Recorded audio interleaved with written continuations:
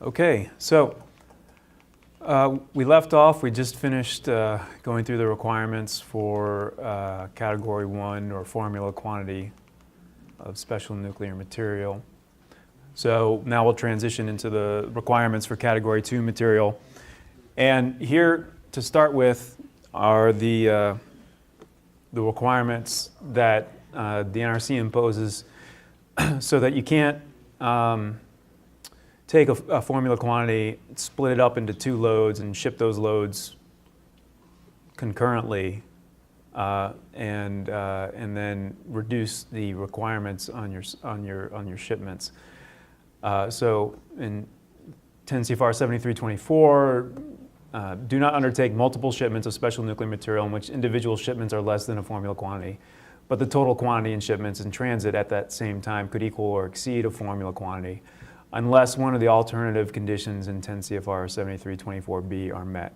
So don't do it unless you either obtain approval directly from the NRC to do what you intend to do, or you confirm and log the arrival at the final destination of each individual shipment, retain that log for 3 years, and schedule the shipments to ensure that the total quantity for the two or more shipments in transit at the same time does not equal or exceed the formula quantity.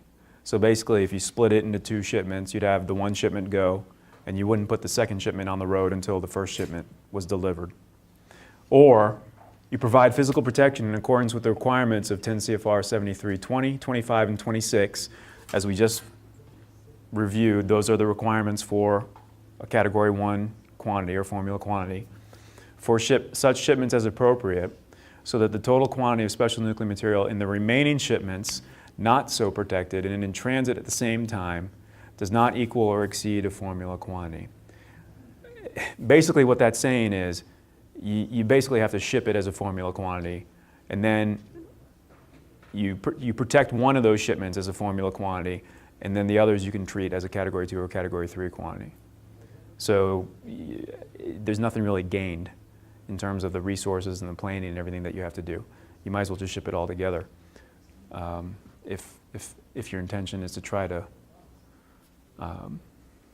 get underneath the threshold for Category 1.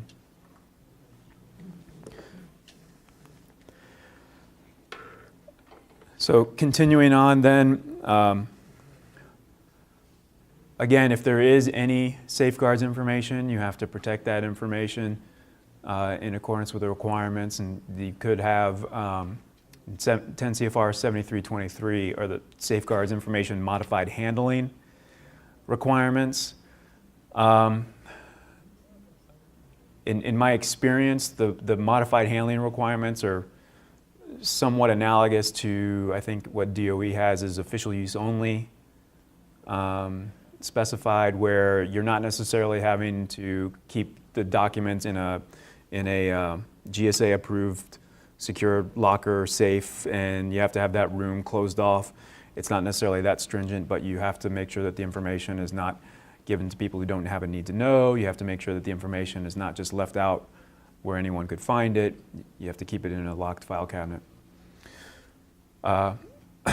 So then the performance objectives and security requirements for Category 2 nuclear material are captured in 10 CFR 7367, which again at a high level outlines that you have to have a physical protection system in place to minimize the possibility of unauthorized removal of the material and to facilitate the location and recovery of any missing material.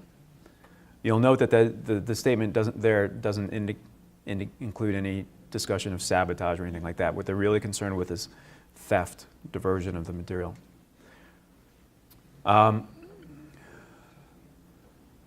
And going on, then you have to your physical protection system has to provide for early detection and assessment of any unauthorized access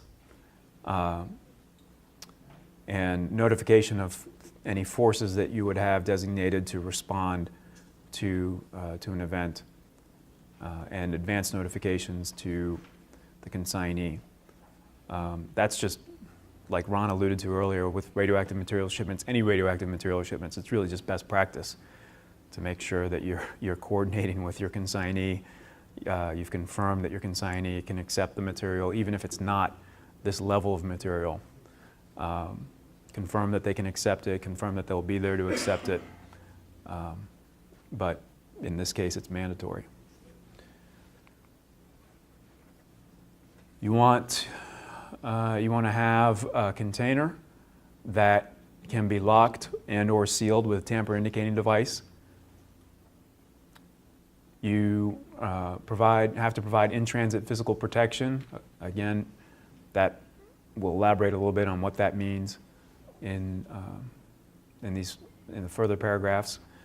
But you want to make sure that the integrity of the container is confirmed, the seals or the tamper-indicated devices are intact. You want, when you receive the material, you want to notify the shipper, the consignor, that you've received the material. And the regulations, the way they're written, they're kind of funny. When you look at the regulations, there's listed basically requirements for the shipper, and then they list requirements for the receiver. And in both cases, they say, the shipper shall arrange for the in-transit physical protection of the material unless the receiver has agreed to in writing to arrange for the in-transit physical protection. And the regulations for the receiver say that the receiver shall arrange for the in-transit physical protection of the material unless the shipper has agreed in writing. This confuses a lot of people, but what it boils down to is one or the other party has to be responsible for the in-transit physical protection. And it needs to be documented in writing between those two parties who it is. Because when this doesn't happen and there's an event, the two entities end up pointing fingers at each other. Well, you commissioned the shipment. I thought you were responsible. No, our contract says that you were, whatever. You can have all these kinds of debates. So what the NRC requires is that one or the other party will be documented who's responsible for making sure all these requirements are met in writing, and both parties agree to it. Where this gets further, even trickier for some people, is what about an international shipment? Because the language in the regulation, Ron tried to make it easier for us, where he's been using the terms consignor and consignee. The language in the regulation says licensee. If you're shipping internationally, how many licensees are involved? How many NRC licensees are involved in a shipment from an NRC facility in the US, NRC licensed facility in the US to a facility in Europe? There's one. there's one. So the licensee has to have that responsibility. Now, you can have an agreement and you can have arrangements in place that your forwarding agent and the receiving facility in Europe is contracting specifically with the suppliers who are going to perform these activities and meet these requirements. But the point is that if something goes wrong, there's only one NRC licensee in that equation, and there's only one, that's the only licensee who's going to get the knock on the door when the NRC wants to know what happened. Any questions on that?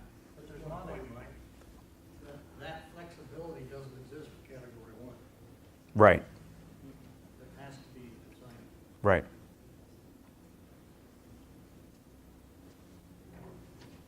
There's not a requirement for Cat 2 to have a written transportation security plan like we had in Cat 1, Cat 2. It's not the same requirement. But there is a requirement to have a plan in place that, and I think we'll get to that in a moment. But without jumping ahead.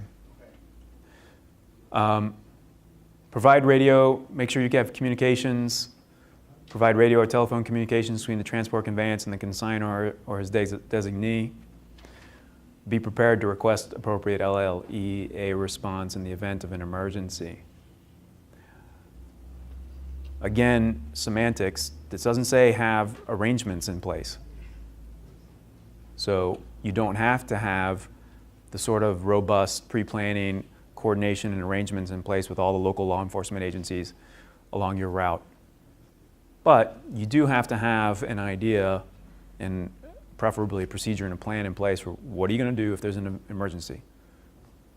Our basic event response planning that we apply to shipments like this involves, one, identifying the route,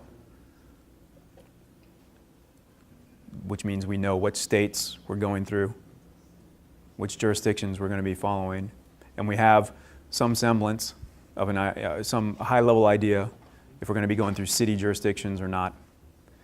But what we also do then is we make sure, and we continuously update, make sure we have contacts at the state level emergency response agencies or emergency management agencies, whichever agency is designated, and I believe, I can't remember if it's the NRC or the DOE who maintains a list of this, each state's equivalent emergency management agency. So if all hell broke loose and we had some sort of situation where there was an emergency with one of our shipments and the driver was incapacitated, any escort that we might have provided was incapacitated, we couldn't figure out what was going on, dispatch of the carrier that we were using couldn't communicate, and didn't know who to call in terms of local law enforcement agencies, we could backdoor it, go through the state. We would contact the state's emergency management agency, indicate what we're aware of, what we know is going on, the location to the extent that we know it, and then derive from them who are the local responders, either the state patrol office that's nearest or in the jurisdiction, the county or city first responders and local law enforcement agencies.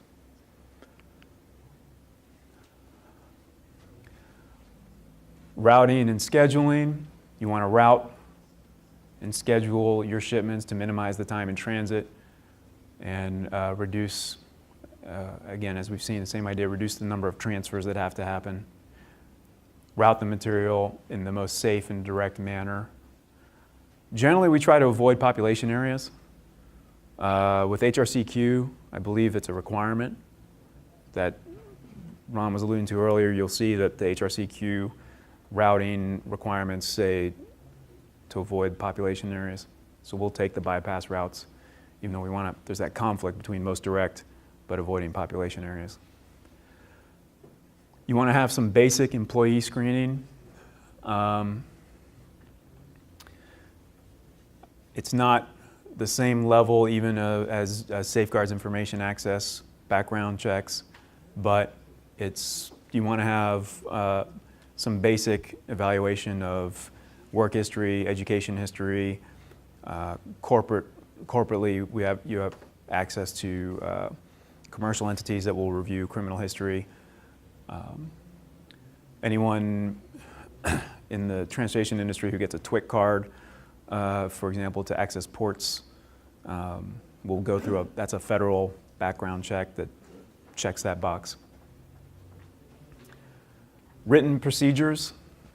This sort of goes to part of Tom's question. You're going to want to have written procedures that document how you're planning these shipments, how you're planning to respond in contingency situations, in case of an event. So you are going to document that to a certain extent. But it's not a TSP per se or approved by the NRC at this level, like the Cat 1 or carrier. Right. I'm sorry. And what about the route on a 2 and 3? Is it an NRC approved route? No. That's what I thought. No. It doesn't say it, so I'm like, okay. You want to make sure you have arrangements with your consignee about what your schedule is, what time that shipment is supposed to be delivered, and that there's procedures in place to confirm the delivery or to notify if the delivery has not been made. You want to be notified immediately if there's any sort of issue that's going to cause a delay to your shipment, or if there's any issue that's jeopardizing the shipment. You have to immediately, it's an ambiguous term, but immediately initiate a trace investigation of any shipment that is determined to be lost or unaccounted for. What does immediately mean? The NRC won't tell you what immediately means. But notify the NRC Operations Center within 1 hour after the discovery of the loss of a shipment, and within 1 hour after recovery if you've found your lost shipment. So basically, to me, immediately means within an hour. If you have an indication that for some reason your satellite tracking's on the fritz, your driver's not answering the cell phone, you don't know where the shipment is, you can't confirm its location, you can't communicate with it, that's a lost or unaccounted for shipment. You immediately need to be trying to figure out what's going on. And going to your procedures, your contingency plans, your redundant communications to try to figure out what the status of that shipment is. And within 1 hour, you have to tell the NRC that you've got this issue. So immediately is left open to interpretation, but the constraint really is within 1 hour. You've got to be telling the NRC what's going on if you can't figure out the status of your shipment.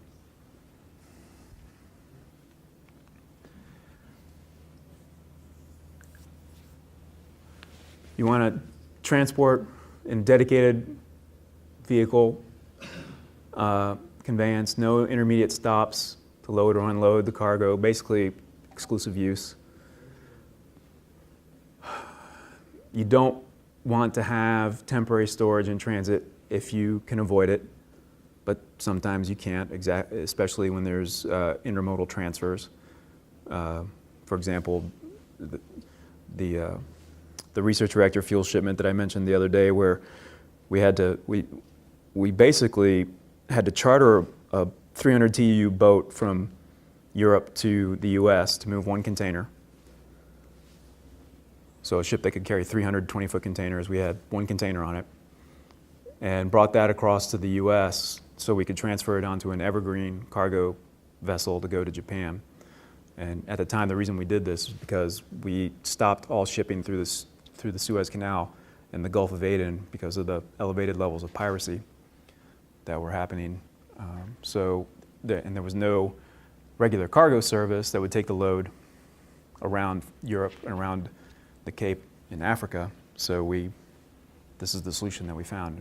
Paid a pretty penny for it and had lots of other issues to deal with.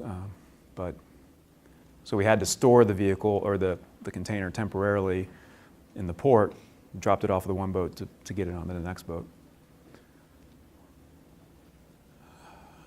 Of course, the material should be in a vehicle that's locked and under the control of an authorized individual. Typically, this is your driver or drivers. You have to plan to provide immediate notification to the NRC of any shipment that's failed to arrive and what you're doing to locate the shipment. You have to provide advance notification to the NRC 10 days before the commencement of the shipment. So 10 days before that shipment's going to start, which there's other regulations that specifically speak to this, but if you're exporting the material, for example, it's not 10 days before the boat leaves. It's 10 days before the shipment leaves your site. Then also 2 days, you have to follow up 2 days before the shipment. And you have to notify them if your schedule changes for any reason more than 6 hours. Again, to keep them appraised of the status and indicate that you're appraised of the status. So Category 3 shipments, the same idea applies. Can I ask a question? Yeah. Get to Category 3. Mm-hmm. Back on on slide 2 of 5, Yeah. I just wondered how people were complying with this. Under the physical protection system, it says establish a physical protection system that provides for early detection and assessment of and response to unauthorized access. How do shippers comply with early detection? What kind of system do you use? Right. What we do is two things. Whenever we do a Category 2 shipment or a Category 3 shipment, we provide specific instructions to our drivers that they are to, anytime that they stop, they're to maintain visual contact with the vehicle. They're to inspect the vehicle every time they leave it and come back to it for any reason, fueling, whatever. Make sure that all the security seals, TIDs, locks on the conveyance are intact. Those are our indications of any sort of unauthorized access or attempts of unauthorized access. For Category 2 materials, what we also do, and it's not explicitly required, but we'll provide an unarmed escort who will follow along, and it's typically me or one of my coworkers we assist with the preparation of the shipment, and then we'll just follow along, drive along with it to maintain a second set of eyes and to provide periodic status reports back to the office. That is what we do short of having RFIDs and other technology that might provide different indications or different systems to let us know that there's been some tampering or anything like that.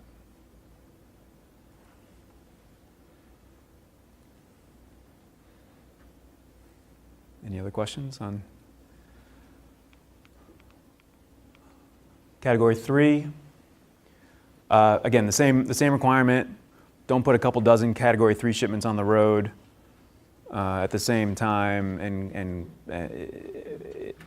if the total material adds up to a formula quantity without meeting these particular requirements.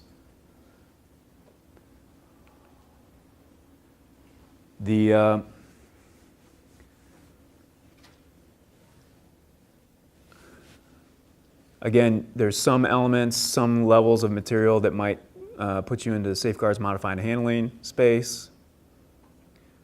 But to summarize the Category 3 physical protection requirements, it really all comes down to having a set schedule, everyone agreeing on the schedule, and then communicating between the shipper and the receiver and monitoring if there's going to be any changes to that schedule.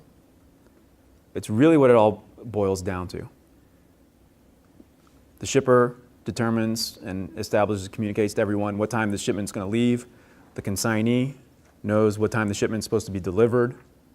You monitor the status of the shipment to understand if there's going to be any difference, any deviations, and then you communicate to everyone whether or not there's going to be any deviations, any delays. And then the consignee is on the hook. If that shipment's supposed to be there at 7 in the morning, at 7:01, if that truck hasn't shown up, he or she needs to be calling the shipper, saying what's going on. If the consignee is responsible for the in-transit physical protection, the consignee, the receiver, could have made all these arrangements. Then the consignee's got to be calling the carrier or whatever forwarding agent or whoever they've got that's supposed to be monitoring the status of the shipment. And again, it's not that you have a 24/7 manned real-time tracking for these shipments, but someone's supposed to be monitoring the progress. We typically do it on a daily basis for these shipments. How's it going? Any problems? Any delays? And we instruct our carriers, you call us if there's going to be any delay. We can relay that information. But that's really what it all boils down to with the Category 3 shipments.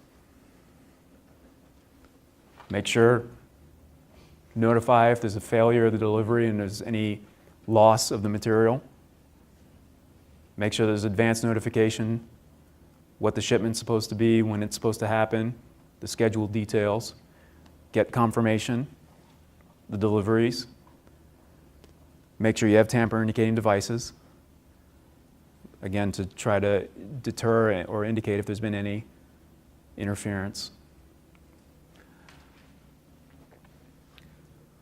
Check the integrity of the containers.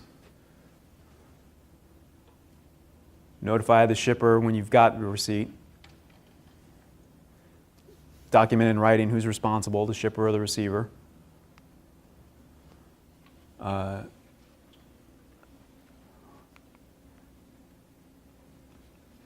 And you know, the basic building block of the physical protection requirements is make sure that you have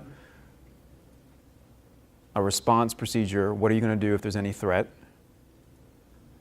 And again, this was in part our event response procedure that I was alluding to, where again our drivers are instructed if there's any threat to immediately contact local law enforcement. In general, the best way to do that is for the driver to call 911 in his vicinity. Arrange to be notified immediately of the arrival of the shipment, or what we tell our carriers is, you let us know if there's any problem. You get a flat tire, you let us know. You get a breakdown, you let us know. We'll estimate, is that going to affect the schedule? Do we need to tell the consignee, hey, we're going to be an hour late? And then be prepared to immediately figure out what's going on. If for any reason you've lost that shipment, you've lost communication with the driver, you've lost communication, satellite tracking of the vehicle. I'll go out on a limb and say universally all commercial carriers now have satellite tracking in the U.S. It's just, they do it for business reasons. Which, the funny thing was, when I first started working for TN 5 years ago, it was surprising to the French that that was the case. It was, for them, it's a particular requirement, and particular carriers have to be sort of told to have, or they have to demonstrate that they have that capability. And here it's just, they all do it.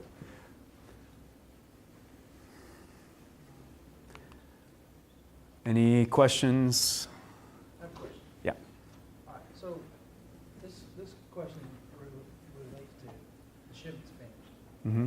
And we've done all this planning, we've created all these quality records, that procedures, agreements, et cetera. Does all this security-related information have retention requirements similar to your DOT requirements for shipping and retaining that information? Like, for instance, the only thing I saw was this log of where you had to keep this log for 3 years, but as you develop these plans and procedures and you go through audits and such, is there a burden to keep this information on hand once the shipment's over, or beyond DOT requirements, or how does that go? Well, there is a section in 10 CFR 73 for records, and unfortunately I don't remember off the top of my head explicitly what it says. We treat all of our records associated with these documents as quality records, and we retain them for 10 years. DOT requires 3 years for hazardous material, shipping papers, and other documents. And I apologize, I just don't remember off the top of my head what section 73 says about records. I don't know, Ron, can you see that in your file there? Let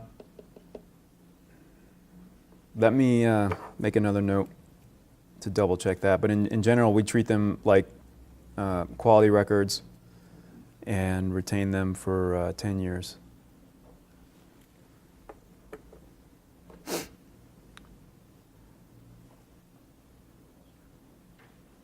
Any other questions? All right, I think I've got a little ways to go, so I'm going to really try to run through this quickly now because we're getting way behind.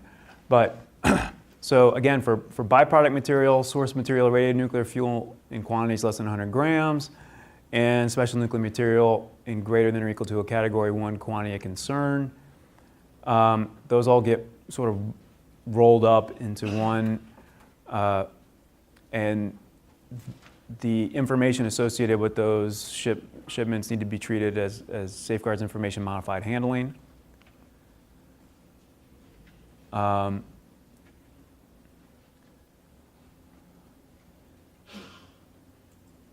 You need to, again, protect the information as safeguards information. Recall that we discussed that the NRC had put out an order which, for the most part, mirrors the regulations published in 10 CFR 37, but the order specifies requirements for the small quantities of irradiated fuel and special nuclear material that might be in greater than or equal to categories 1 or 2 of quantities of concern. They apply to road and rail. Similarly to 10 CFR 37, the requirements are not specified for maritime or air transport.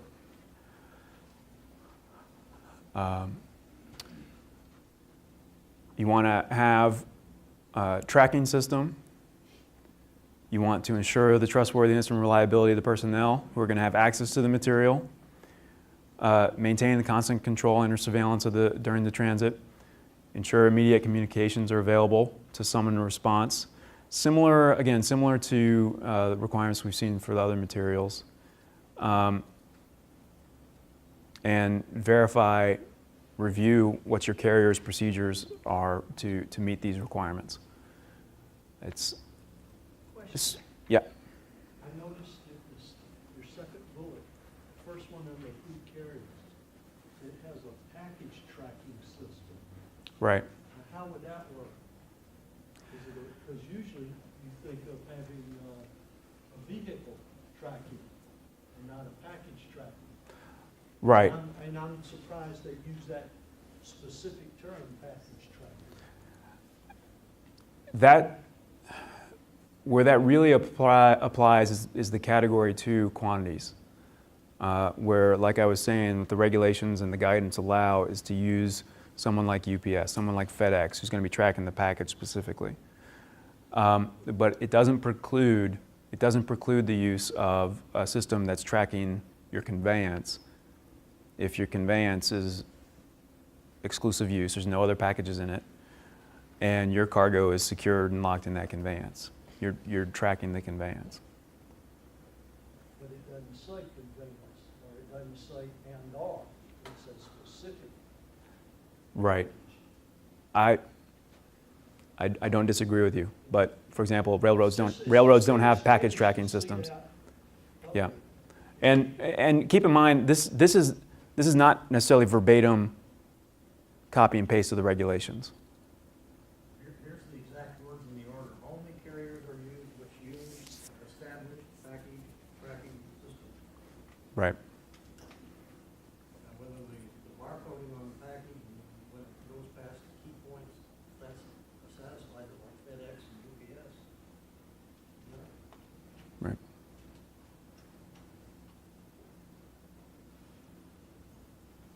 No more elaboration than that. No more order. But if you look at new Reg 2155, there is elaboration. You don't have, we can't have barcodes and tracking devices on every package. Sure you could. No, not yet. It won't. It's not gonna happen. Oh yeah, it'll happen one day. But we track every shipment. We track every shipment though.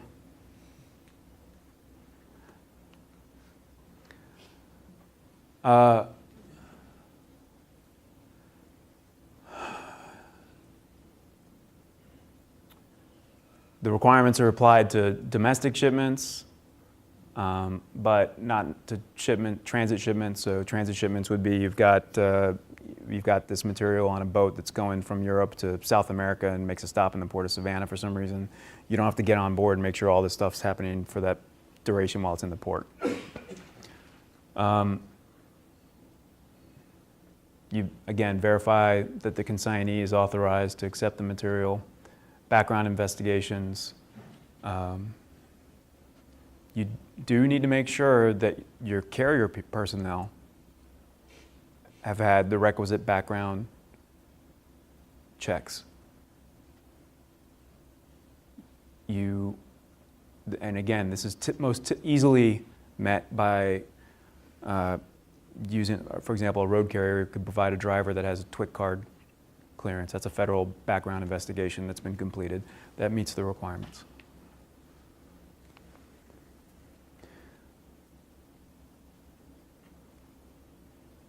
For the Category 1 quantities of concern, you have to have pre-planning and coordination to ensure that the appropriate security information is provided and coordinated with the affected states, to establish whether a state intends to provide escorts for the shipment. This is for Category 1 quantities. Ensure that the states are provided with position information on the shipment if they request. So again, similar to with irradiated fuel shipments for Category 1 quantities of radioactive material, you're going to coordinate with the state governor's designee. And each state may or may not want to provide an escort with their state agents, state patrol, what have you. If they do, great. If they don't, you need to make sure that you've got the appropriate measures in place. And for shipments by highway, the licensee's coordination shall include identification of highway route control quantity shipments of material in safe havens.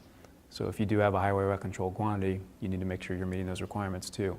You need to, along your route, have identified safe havens. That's basic route planning. And provide advance notification to the NRC.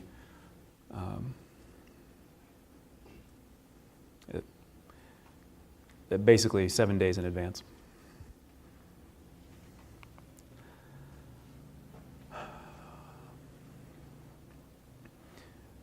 You want to monitor the shipments with a telemetric position monitoring system, basically satellite tracking. For road or rail.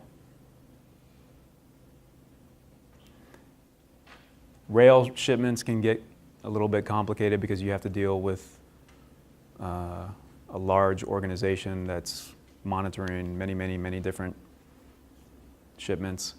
And things can get confused in rail yards. I anecdotally know of shipments of non-hazardous material where the cargo would get stuck in a yard for a few days. You ask the railroad, where is it? They say, well, it's in that yard. Yeah, but where is it? It's in there somewhere.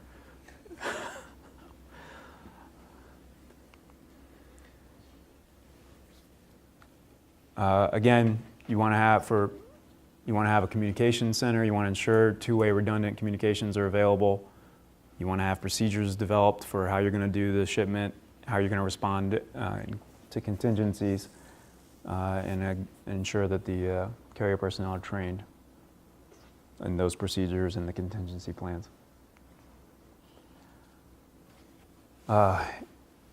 As applicable, make sure information is protected as safeguards information modified handling.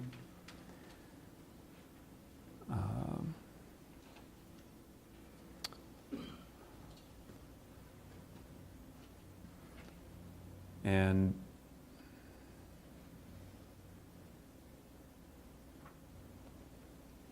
the distinction that we've made before, the order addresses RAM QC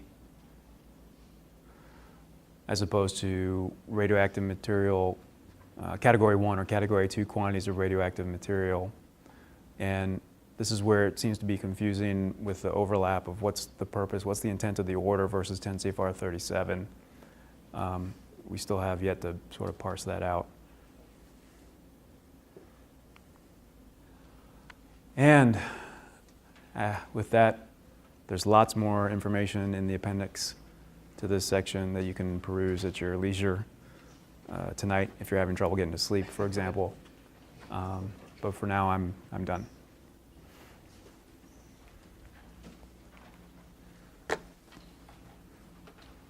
While Mike and I are changing microphone here, I have a question that's come